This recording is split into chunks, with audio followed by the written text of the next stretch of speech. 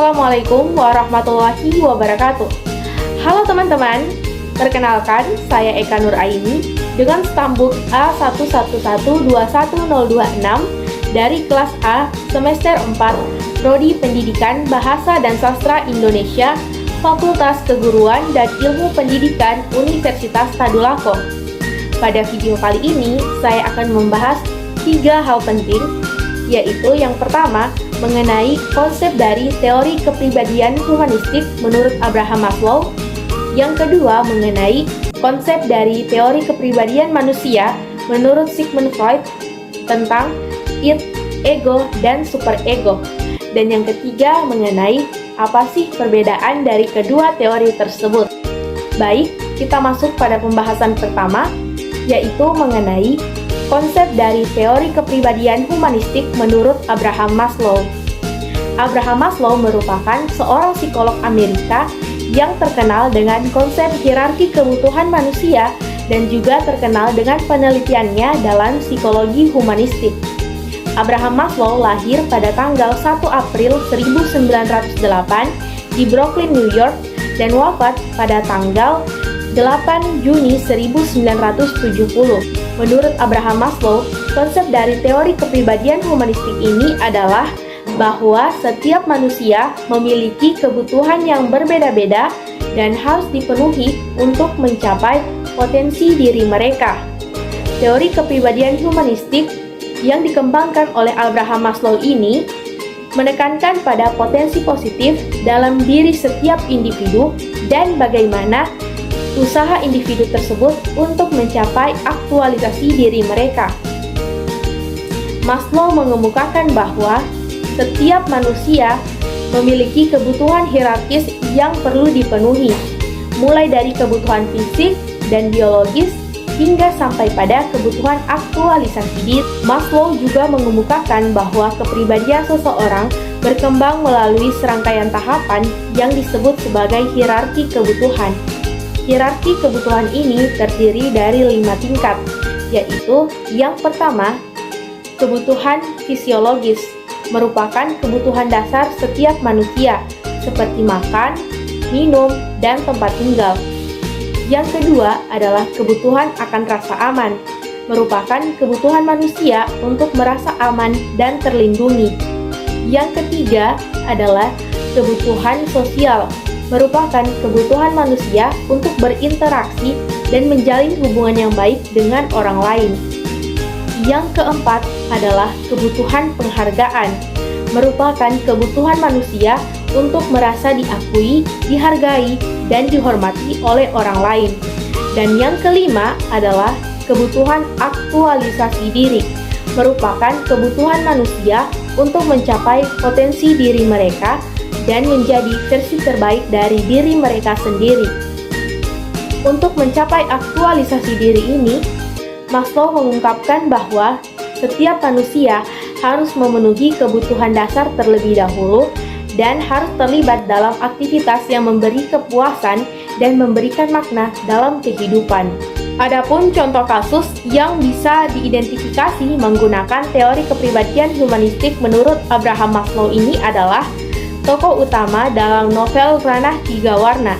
Jadi, novel Ranah Tiga Warna ini merupakan karya dari Ahmad Fuadi yang menceritakan tentang seorang remaja bernama Alif yang mengalami konflik dan perubahan dalam hidupnya. Ada 4 hierarki kebutuhan yang bisa saya identifikasi dari tokoh utama dalam novel ini. Yang pertama yaitu kebutuhan fisiologis.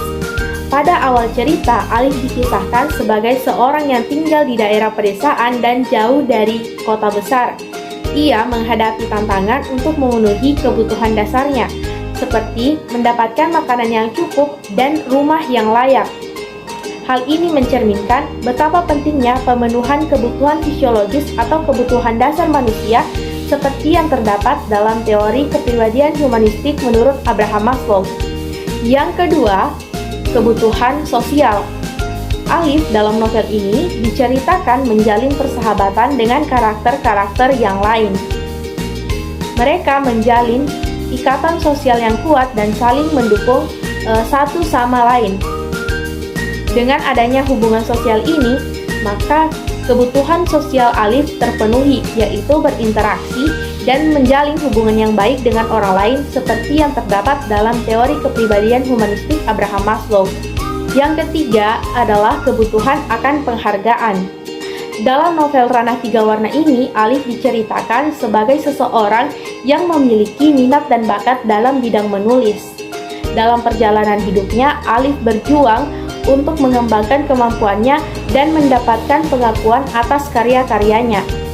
Dalam teori Maslow, kebutuhan akan penghargaan diri ini dianggap sebagai kebutuhan tingkat yang lebih tinggi yang harus dipenuhi untuk mencapai potensi penuh diri manusia. Yang keempat adalah kebutuhan aktualisasi diri. Dalam perjalanan menggapai impian dan juga cita-citanya, Alif menghadapi berbagai rintangan, tantangan, dan juga hambatan. Namun, dengan ketekunan dan semangat yang tak pernah pudar, Alif berhasil melewati rintangan, tantangan, dan juga hambatan tersebut dan mencapai potensi diri yaitu penulis, juga menggapai impiannya untuk menempuh pendidikan di luar negeri. Keberhasilan Alif ini mencerminkan tahap puncak dalam hierarki kebutuhan Maslow, yaitu aktualisasi diri. Selanjutnya, kita masuk pada pembahasan yang kedua, yaitu tentang konsep dari teori kepribadian manusia menurut Sigmund Freud mengenai id, ego, dan superego. Sigmund Freud adalah seorang psikolog Austria yang lebih dikenal dengan sebutan Bapak Analisis yang mengembangkan teori psikoanalisis pada awal abad ke-20. Sigmund Freud lahir pada tanggal 6 Mei 1856 dan wafat pada tanggal 23 September 1939. Sigmund Freud mengemukakan teori kepribadian psikoanalisis. Adapun konsep dari teori kepribadian psikoanalisis menurut Sigmund Freud adalah adanya pengaruh dan kekuatan tidak sadar dalam membentuk kepribadian seseorang. Kepribadian manusia terdiri dari 3 tingkat kesadaran, yaitu kesadaran sadar, kesadaran tidak sadar, dan kesadaran prasadar. Freud juga mengemukakan bahwa kepribadian manusia terdiri dari 3 struktur utama. Yang pertama yaitu id, yang kedua adalah ego, dan yang ketiga adalah superego. Id adalah bagian bawah kesadaran manusia yang didorong oleh keinginan dan dorongan tak sadar untuk memenuhi kebutuhan dasar manusia seperti makan, minum, seks, dan lain sebagainya. Ego adalah bagian tengah kesadaran yang berfungsi untuk menyeimbangkan antara keinginan-keinginan tak sadar atau id dengan tuntutan realitas lingkungan luar atau superego. Superego adalah bagian atas kesadaran yang mengendalikan tindakan dan perilaku manusia berdasarkan aturan dan norma-norma moral yang diajarkan oleh lingkungannya. Sigmund Freud mengemukakan jika terjadi konflik di antara ketiga struktur utama kepribadian tersebut, maka perilaku dan kepribadian seseorang akan dapat terpengaruhi. Misalnya, jika id yang mendominasi, maka kepribadian manusia tersebut akan menjadi impulsif dan kurang memiliki kontrol atas diri mereka. Dan jika superego yang mendominasi, maka kepribadian manusia tersebut akan memiliki standar moral yang tinggi dan menjadi kurang fleksibel dalam menghadapi situasi yang baru. Selanjutnya, kita masuk pada pembahasan yang ketiga, yaitu apa sih perbedaan dari kedua teori ini?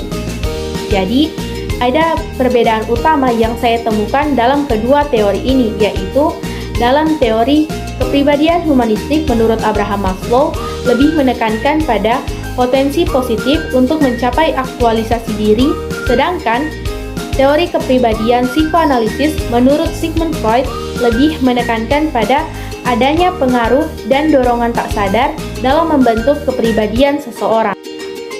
Sekian pemaparan dari saya, mohon dan kurangnya saya mohon maaf. Semoga pembahasan yang saya sampaikan dapat menjadi ilmu bagi kita semua. Saya akhiri, wassalamualaikum warahmatullahi wabarakatuh.